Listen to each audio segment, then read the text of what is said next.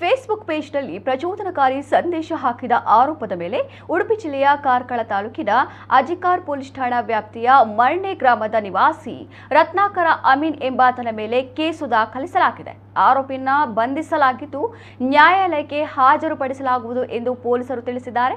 ಆರೋಪಿ ರತ್ನಾಕರ ಅಮೀನ್ ಸ್ಥಳೀಯ ಫೇಸ್ಬುಕ್ ಪೇಜ್ನಲ್ಲಿ ಜಾತಿ ಮತ್ತು ಧರ್ಮಗಳ ನಡುವೆ ವೈರತ್ವ ಮತ್ತು ಕೋಮುಗಲಭೆ ಉಂಟು ಮಾಡಲು ಪ್ರೇರೇಪಿಸುವಂತಹ ಪೋಸ್ಟ್ ಮಾಡಿದ್ದಾನೆ ಎಂದು ಆಪಾದಿಸಲಾಗಿದೆ. ಆತನ ವಿರುದ್ಧ ಅಜಿಕಾರು ಪೊಲೀಸ್ ಠಾಣೆಯಲ್ಲಿ ಬೇನೆಸ್ ಕಲಂ 196, 56 ಅನ್ವಯ ಪ್ರಕರಣ ದಾಖಲಿಸಿಕೊಳ್ಳಲಾಗಿದೆ.